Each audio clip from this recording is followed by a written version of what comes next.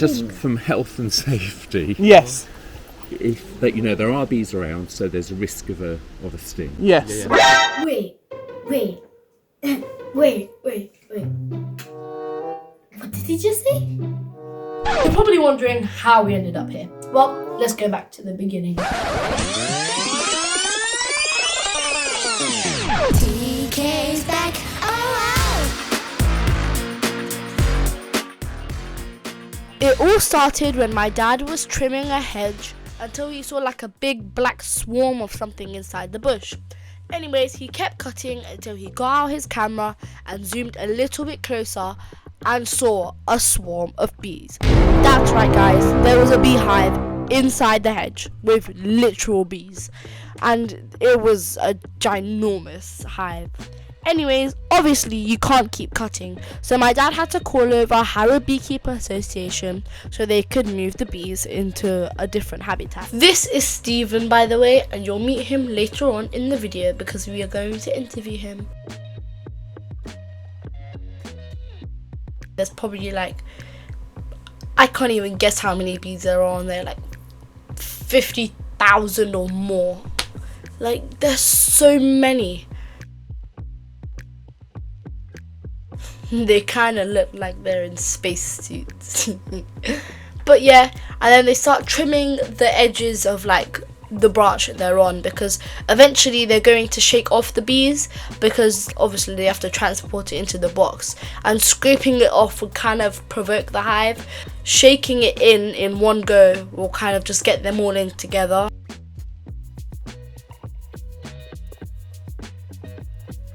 And guys, do not worry, it is not violent because it does not hurt the bees. It may look like it does, but it really doesn't, and all the bees are fine. And they're gonna shake it off in 3, 2, 1, go!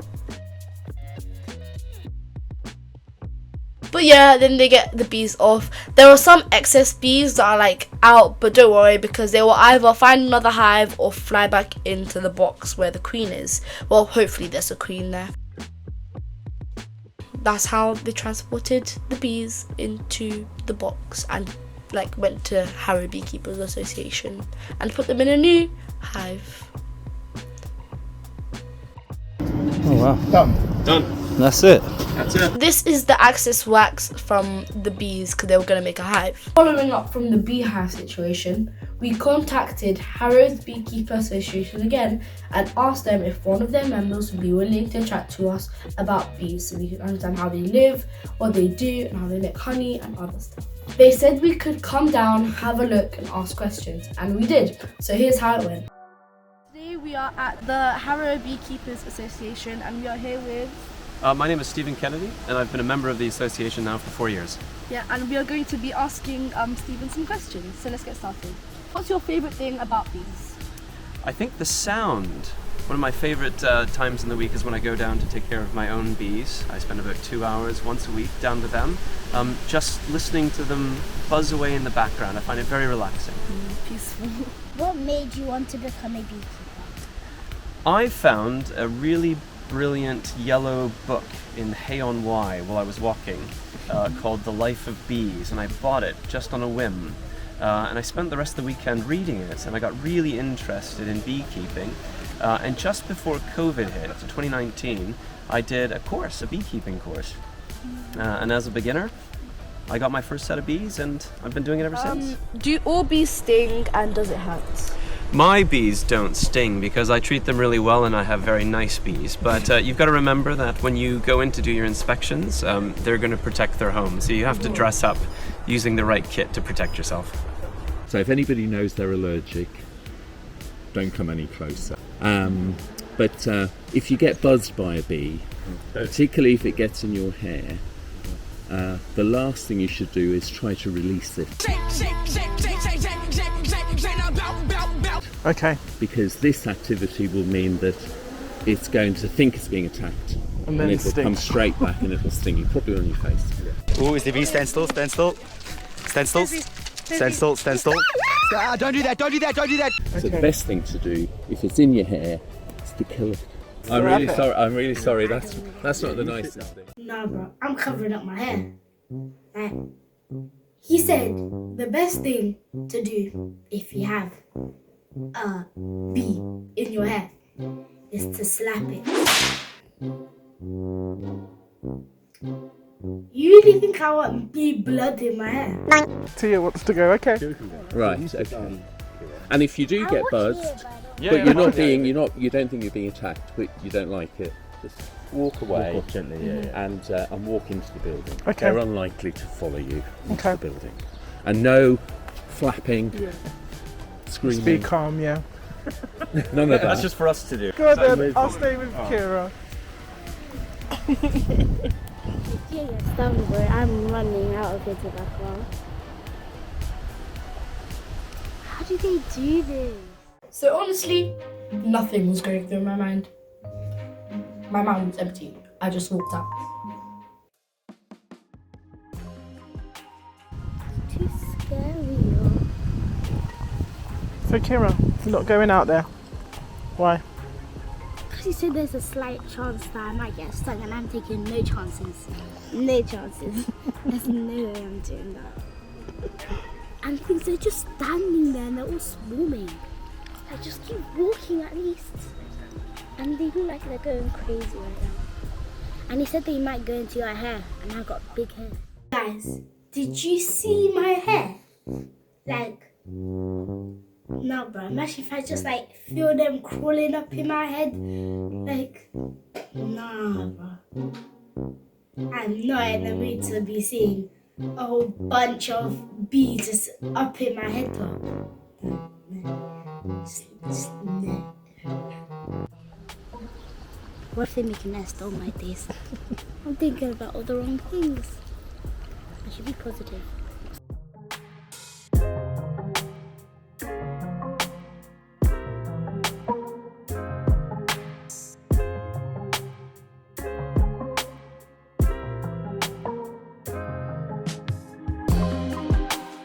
I know I said I was not gonna go out there, but you know, I built the courage to go walk halfway. Yeah, I walked straight back. After I finished looking at the bees, though, it was pretty.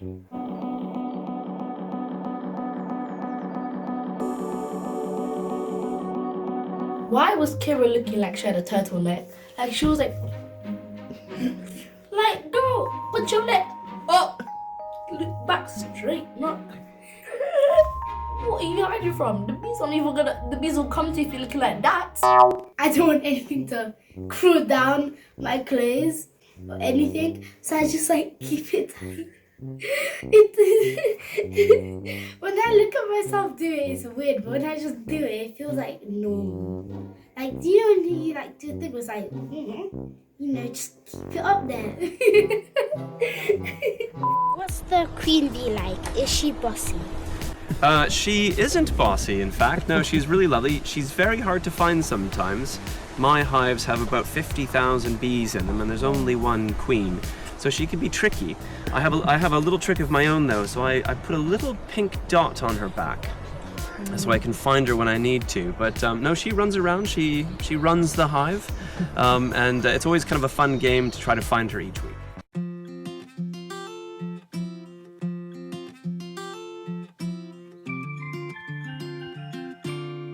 So if you look really closely at the front, there's a lot of bees that will come shooting out. Yes. Go flying off, probably around 20 miles an hour actually, they're shooting out. You see how there's a small little cloud of them just hovering right in front? Yes. So what happens is, when little baby bees are born, they'll spend probably, a couple weeks inside the box. And as they start to learn their home, what they'll do is they'll come out and just hover in front. And they'll start to learn that this is their home. So orientation flights, they'll start to kind of fly around the boxes and start to realize, look for landmarks and start to realize that this is home. And then eventually they'll know it so well that if you move their home, more than 3 feet, they'll get confused.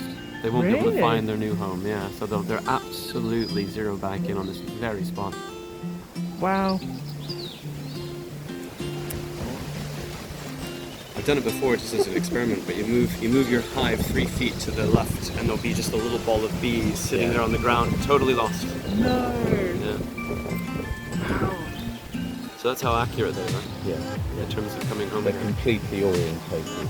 You know, the biology It's is wonderful. amazing. Yeah. What kind of flowers do bees like most in our area?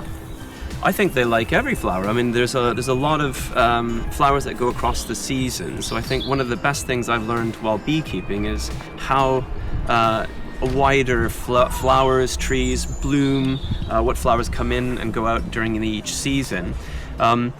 If you look very carefully around now, you'll see that there's a lot of blackberry buds that are just about to pop.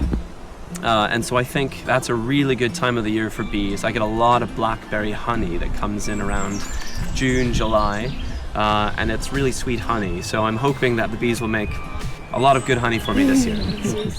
I need some bees to get me some blackberry flavored honey. Wait, how old do you need to be a beekeeper? Can you tell us a bit about what bees do in their hives? They've got a lot of jobs. The queen is laying her eggs. We have a lot of nurse bees, so they're young bees that are there specifically to clean the hive, to take care of the new bees, so to feed the baby bees. You have a lot of flying bees, so bees that will go out, collect the pollen, so the ones that we saw earlier bringing in the yellow, the green, the red pollen. They'll be fetching nectar, bringing that back to the hive. And you've also got out of 50,000 bees, you probably have about 5% just male bees. They don't do anything around the hive at all. So the male bees just like hang out, and every once in a while they fly off looking for a queen bee to mate with, and that's how nature reproduces. What are some of the tools that you use when you look after bees? You don't really need much to look after bees, so you've probably seen the veil, so the net that goes over the head to keep the bees out of your face. Whole outfit. It goes over your head, yeah? Yeah, put it over your head. Oh, it's a Velcro. Yeah. And then there's, we do the zip, and then there's more Velcro just to keep you completely secure. You definitely going to become suicidal.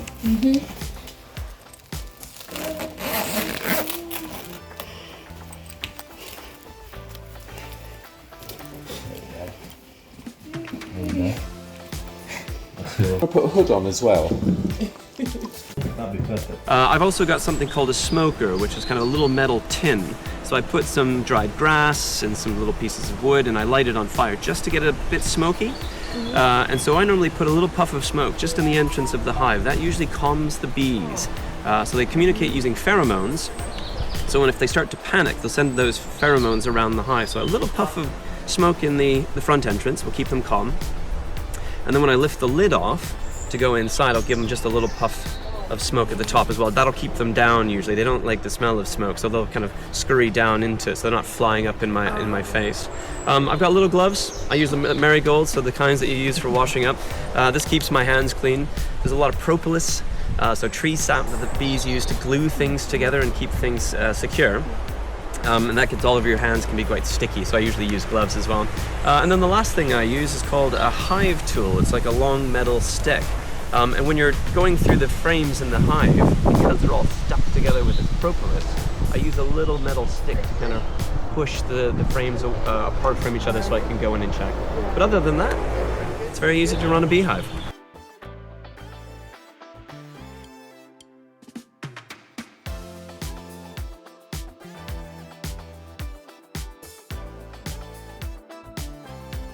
Can you guys spot the queen bee? Zoom into it. I need to see where the queen bee is. We're wearing a bee suit. It's to protect us from like the bees, like if they're going to sting us. Like when they're going through the thing. Yeah. they'll wear this Well, suit. you would usually have gloves on, Yeah. and you would tighten around just like around your legs so they don't go into. Is that the This queen is bee? The queen bee, yeah. Hey. You guys. And what you guys got in your hands is what will be inside the hive. Yeah, so this is like the slots inside a hive. So this is a beehive, but there's no bees in it. Like, this is what it would look like. So what's in that bit? So this is where like the wax would be, and this is where like they would like have the honey and store it in these little cones. Okay, and then yeah, and then this area. This is like this picture of what it would look like. So the queen is over there. She's slightly bigger than the other bees, and this is just like the cone thing, and lots of bees, as you can see. More of the worker bees and drones, but then like some ideas like that. And yeah, this is literally just what a beehive on the inside would really look like, basically. Lots of bees all in one comb. And then yeah, this is literally what it would look like on the inside when you open it up. It's just bees, lots of bees. And then yeah, the most important one is definitely where's the queen? Is this the queen one? Where's the queen? I already this is the queen. The most important one is the queen, because she lays all of these bees. And if the queen goes in the hot colony, guys. And yeah, let's put this back. What are some dangers that bees face? The dangers bees face: bad weather. So bees can get really, if they don't have any flowers to forage, if it's raining a lot, if the temperature's cold. So you can have bees starve, so that's a big danger if the weather's bad. Me and the bees need to go to a tropical island, bro. I cannot. Like, these bees are with me, bro. Like, we need to go to a tropical island. That'll be perfect. I'll be perfect in the tropical islands. You know? Last year was a great example of where I needed to go down and feed my bees. So I make kind of a sugary syrup and kind of give them some syrup to drink.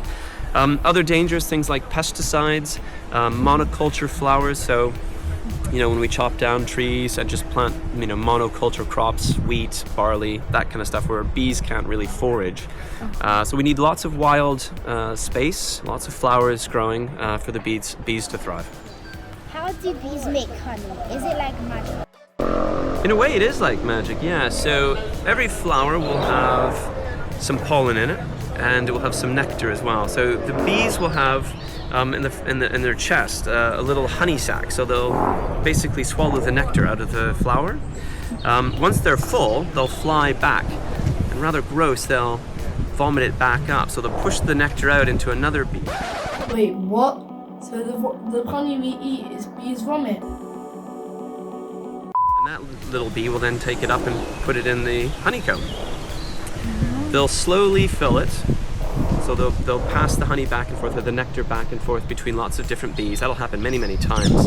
They'll eventually put it into the cell, and then what they do is they flap a lot of their wings, and they'll get the air circulating around the hive, and the water content will slowly go down as the water evaporates, and it becomes really quite a thick thing that we know as honey. And once that cell is totally full, filled with honey, then they'll put a little wax capping over it, and it will last for 3,000 years.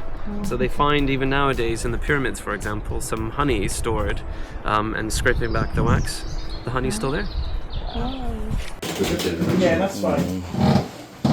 Oh, this is the... That's a spoon. So these are what we use to actually extract the honey. Oh. How do you do it? You can see, and they're the two lids. One sits here and one sits over there. But the frame of honey, you take the cappings off it, the sealed comb. You take the cappings off it, and then you drop it into this cradle here. Yeah, so that it's facing, so that the top of the frame is here, all the way around, and then you just turn the handle and it spins, and the honey flies out of the cells. And if you think of the frame of comb this way up, when the bees build it, every little cell, they slope slightly upwards, because that holds the honey in, and then they seal it flat. So when we take the cappings off and we drop the frame in here, all of the cells are slightly facing outwards. So when we spin it, the honey flies out really easily. and then we just drain it at the bottom. We strain it, Right. so that all the bits of wax are removed from it, and then we leave it sit for a couple of days because loads of bubbles have been introduced into the honey, you know, through the spinning process and straining it. And then we take and you get froth on top, just a thin layer. We take that off and put it into a jar or a dish, and that tends to be our honey at home. And then the rest of it we put into jars. So when somebody opens the jar, they haven't got any froth on top. They've just got lovely honey. What can kids do to help bees in their garden? Plant a lot of flowers, wild flowers. There's no such things as weeds. Weeds are simply flowers that we don't want. So make sure that you've got lots of different varieties as well. So bees thrive on different flowers across the summer. They need lots of variety in their diet, just like we do. So a lot of different types of flowers will certainly help. In terms of helping bees, I think on hot days, and we have had quite hot weather for the last couple of weeks, certainly not drought conditions, but when I think it's quite important to put little dishes of water out, even sprinkling some stones in it so that the bees can land, drink some water and go back, because water collection is very important for the bees. They need to regulate temperature and humidity within the hive. Lots of flowers and a variety of flowers, so making sure that there's some wild space in your garden so that wildflowers can grow, ensuring that they have a range of different types of flowers, different types of pollen, very important. No pesticides, so nothing that would kill any weeds, because anything that can kill weeds can also kill bees.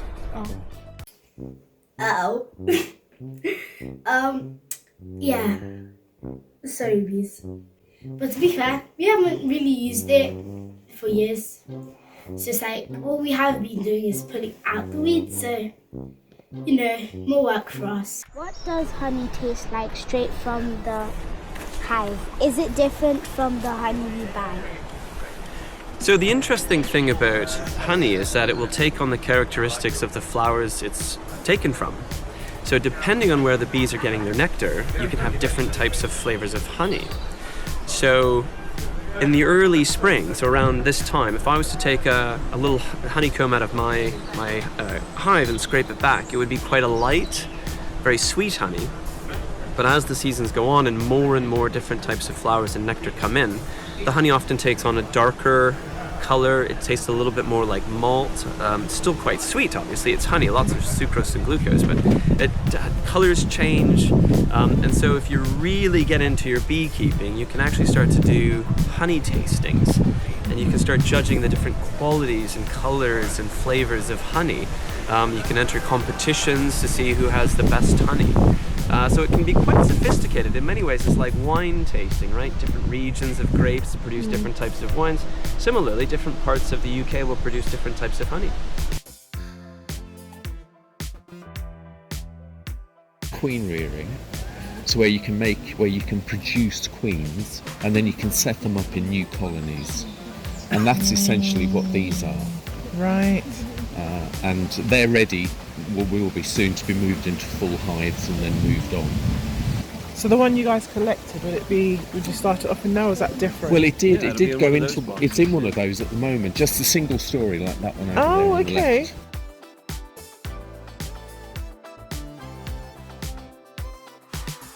We have an update on our recent bee discovery. We've heard the beehive is very healthy and is doing well, and they're already working very hard to make some fresh honey and to build up their beehive. Why are bees important to the world? Bees are how we grow our crops. I think without bees, we wouldn't be eating. So when we think about fruit and vegetables, a lot of them require pollination, and that is done by insects. And it's not just honeybees that do it. So when we're talking about planting lots of flowers for the wild bees as well, we do a lot of conservation and helping the bees along, but without them, the food chain sort of collapses. We have to be very careful to preserve our bees. What's the best way to help a tired bee might find? So you can find these little kits online, kind of bee rescue kits, but all they really contain is sugar water. So if you have a sleepy bumblebee or any kind of honeybee that's a little bit tired, all you need to do is mix a little bit of white sugar, plain white sugar, granulated sugar, so nothing like brown sugar or like a baker's sugar or anything like that, but just a little bit of plain white sugar, something that you put on your cantaloupe, just a little bit of water, and then just put a little couple drops next to the bee. That'll feed the bee. Do you talk to your bees? Yes. So here's an interesting little ritual. This goes way back. So when the queen died, the beekeeper at Buckingham Palace went around to all of the colonies, all of the hives that Buckingham had, and you knock on the side of the hive to say that the queen had died. It's called telling the bees. So that's a very old ritual, usually when someone important passes away, but I like to just talk to my bees. So as they're buzzing, I just say, how are you doing, girls? How are things? You know, as I slowly go through my hive, just, you know, there's a relationship. They know me, I know them. So we have a bit of a chit chat down by my garden. Guys, if I had bees, I would maybe talk to them. Like, you know, good morning, how you doing? Have you ever been stung by a bee? What happened? Oh, I've been stung many times. It's a part of the fun. So I've been stung in the back of my ear. That was my own fault. So on a very nice warm day, I went down with a glass of wine to watch my bees, listen to my bees. One bee got lost. You know how they get to your hair? Yeah, I tried to get him out. Oh. So I got a bit of a sting in the back of the ear. I've been stung on my belly. I've been stung in the back of my neck. I've been stung in my hands. It doesn't really hurt. A lot of people think bee stings hurt, but have you ever been stung by a stinging nettle? Yes. You know how it kind of tingles? Yeah. Yeah, so that's what it sort of feels like. So it's a tingling feeling, and then mine, I go quite red, and then a bit of a bump. I find it a bit itchy. It can, if it's a bad sting, but I just take a little bit of antihistamines over the counter, Anthazan, a little bit of cream on top. It goes away in a day or two. Do your bees have names? I can't name them all. I'd run out of names, I think, before I ran out of bees. But I name my queens. So I have 8 hives at home, and each of them has a different name. Usually my bee names have a pun. So I have my first colony, for example, is known as Belinda, etc., etc. If you guys had to name queen bees, what would you name them? I would name her BB. I'd name her CB. Or BC. Or ABCD. Or EBDDBD. Stop this. Are the bees in Stanmore/Harrow different from bees in other places? I don't think so. No, I think the technical term is Apis mellifera, honey-carrying bee, which is pretty much the same bee that we have throughout the UK that produces our honey. There's lots of native bees. I think if you watch the Channel 5 show, The Secret Life of Bees, there's 50 to 100 different types of native UK bees, not all of which produce honey. But the ones that you see here, the Apis mellifera, that would be the kind of bee that you'd see everywhere else in the UK. What's the funniest thing you've ever seen a bee do? I always like when they run into each other when trying to leave the hive. And I said earlier that when they come out the front to go foraging for nectar and pollen, that they're traveling about 20 miles an hour, so they leave pretty quickly. And sometimes you have other bees coming in, and they're too fast, so they bonk. So they do hit each other every once in a while, mid-air collisions. One will fall to the ground, and the other will take off, and then the other one will fly back into the front door. Thank you for doing this interview with us. Well, thank you very much for interviewing me. Thank you very much. Thank you very much. No, it's been fun. It was so much fun. It was like the best thing ever. Although I was scared, I got over it and I, got closer to the bees. Did you get over your fear of the bees and stuff? Yeah. Kind of. For me, I see bees in a whole new light now. Like before, I used to think of them as some nuisances that would come into our garden. Thank you to Stephen and Bill for showing us around. I would love to have a beehive now. You're in a beehive? Yes. Okay. I'm surprised you guys done really good. I thought you'd be more scared. Like this one. Bro, that's flies, bro. I know, but don't in my face. I wasn't scared. I was at first, but then I got over it. And no one got stung. So, hey, God. win-win situation. Yes. No, I was so shook. I didn't look like it. That was horrifying. Look at you. Yeah. You look like a predator down there, Steve. I know.